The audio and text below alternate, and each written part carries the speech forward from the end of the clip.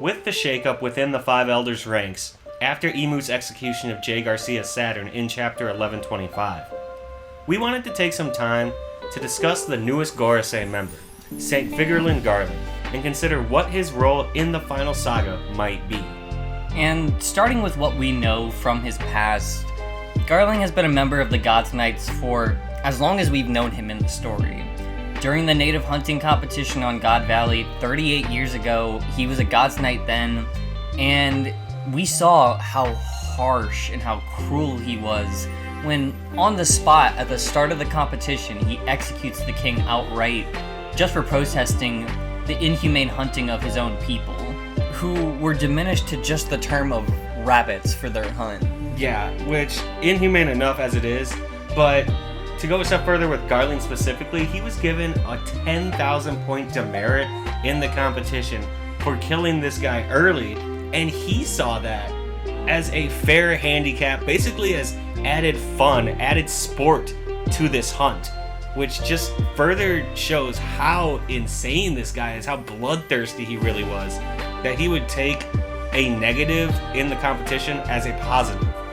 And then taking it an even step further, once the hunt was underway, he didn't waste any time with the low-value rabbits. They were fully beneath him, completely not human at that point, only to target the other high-valued rabbits still out there on the field. Yeah, he straight up just saw their lives as numbers on the board for him. And while we still don't know the details of what all occurred at the God Valley incident after Roger and Rox's crews arrived, Garling was eventually declared as the champion of God Valley, so we can only assume his harsh cruelty was on even greater display once the pirates arrived, and in some way might have even played a role in defeating Rox with his ultimate power. Yeah, and with how much Oda likes to parallel pieces of world history, Garling's name and champion status could even be a direct reference to the U.S. General Ernest Albert Garlington, who participated in the 1890 Wounded Knee Massacre against unarmed native people, and afterwards was given the Medal of Honor for what they called distinguished gallantry, which by all accounts today would be considered by many as a brutal genocide of innocent civilians, just like the God Valley Rabbits.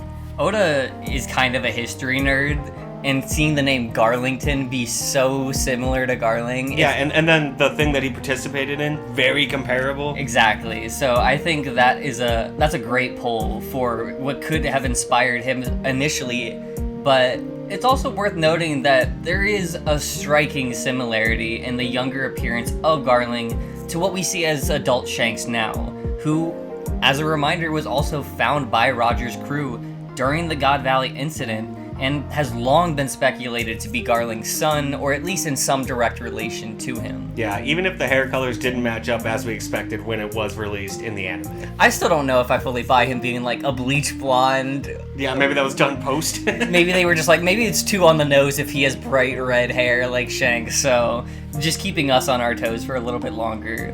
But since that incident did occur, it's clear that Garling's prestige grew considerably between God Valley and the current day in the story, as he is now the supreme commander of the God's Knights, and was even provided with the rare authority that no one else in Marija holds to judge the Celestial Dragons for crimes. Yeah, he personally judged and executed Saint Don Quixote Misogard for his role in helping the pirates escape the chaos of the reverie and also the attempted murder of Charlos, and even called him lower than the trash that he defends.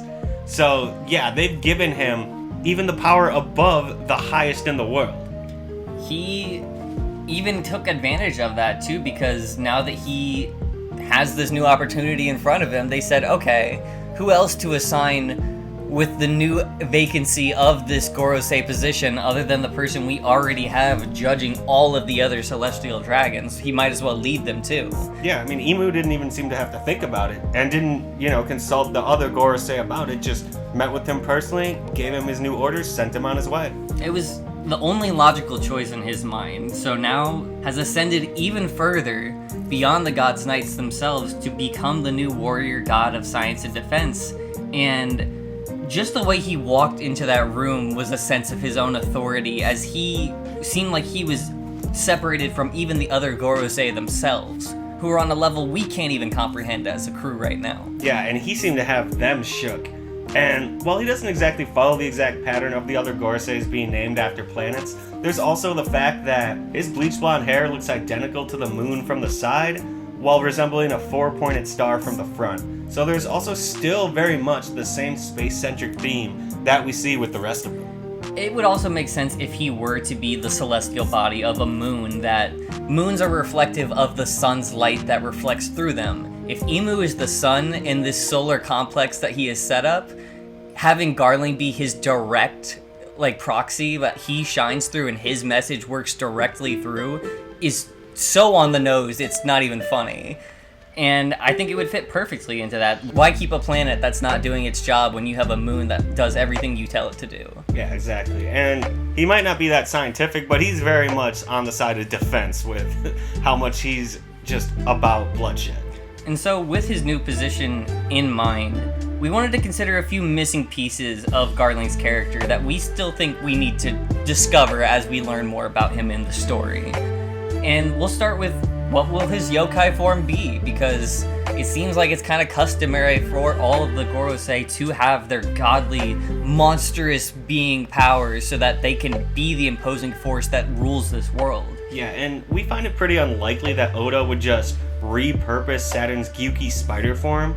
So we're interested in seeing what the new form that Garling will take, whether it'll be more mythologically grounded like Mars and Jupiter, or if he'll get a little more creative like he did with Nusjuro's skeleton horse. And just to give you guys a guess on our end so it doesn't seem like we're just talking about it, we did consider that he was holding the role of judgment and decision and ultimately execution in terms of the Celestial Dragons, so why not just make him a Shinigami, one of the yokais of death, like we see in Death Note and similar series. And it would just be so intimidating seeing a massive humanoid figure covered in black in a distorted face staring down Luffy on the battlefield. Yeah, and honestly, it kind of fits his whole persona. So that would be our best guess as to what yokai form he might take. But he is going to have to work with the rest of those other yokai together in some manner. So our next question was, how do we think the other Gorosei will react and interact with Garling now that he's a part of their inner clique? Yeah, because it already feels like the other Gorosei members were kind of a mix of intimidated and irritated by the way that Garling carried himself so pompously and proudly when he entered the Room of Authority. Because along with the camaraderie that they would have built with Saturn over the years, it also seems that aside from maybe Ethan, that the other elders mostly come from more of a diplomatic background, compared to the very violent cavalier that Garling is, who solves all of his problems with a sword and blood. It's not an uncommon concept that a great soldier does not necessarily make for a great leader, or a great politician even further. So maybe Garling is intimidating them just because they know he doesn't play the diplomacy game. If we piss him off, he might kill us. Yeah.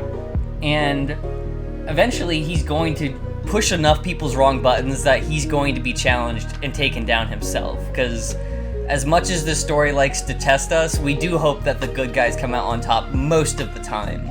So we wanted to speculate, who will Garling's ultimate opponent be at the end of the story?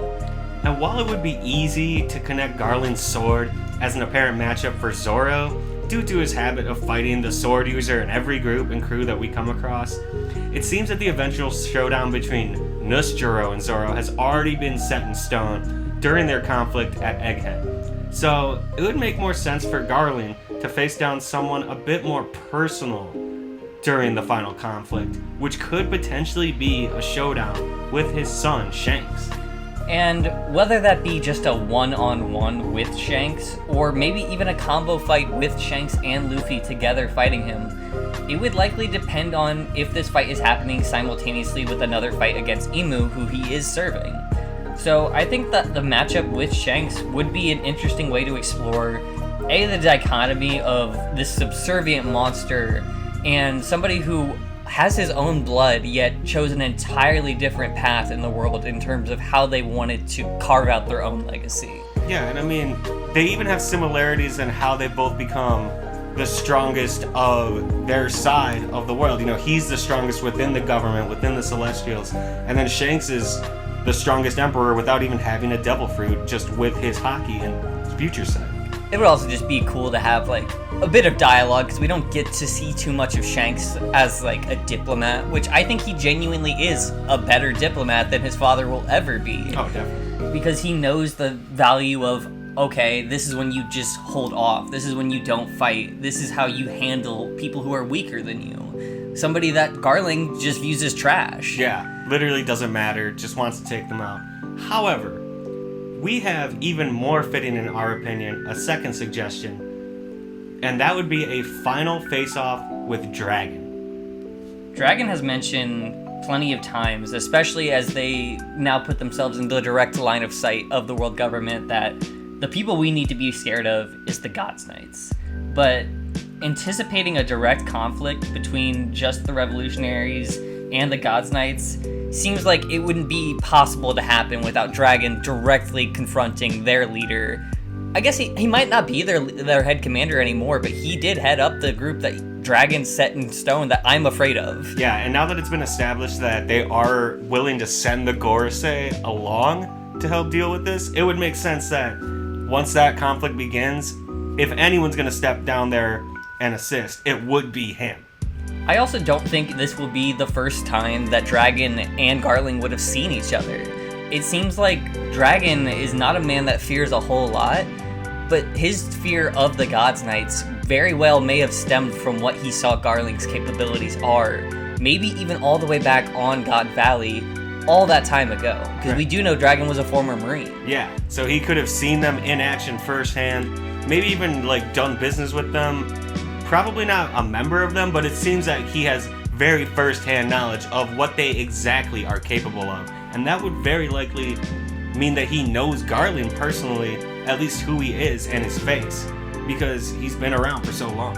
It would also be a very storybook way for Dragon's story to be like, if I defect from the Marines because of Garling, and go and start this whole revolution that is overthrowing, and at the very end of that conflict, I need to overcome the person that made me start this journey in the first place. The bloodthirsty killer that started it all.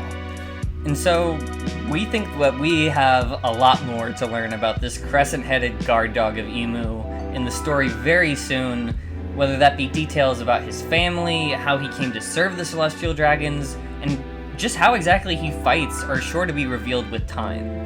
But until then, let us know what you think of the mythical form that Garling may inherit, if any at all, because Shanks doesn't have a devil fruit, so maybe his dad doesn't either still. Maybe he just decides, I'm gonna be super overpowered as I am, and I don't even need it. But like the video if you want to see more discussions like this on the channel, subscribe so you can come back for our next video, and as always, be Groot!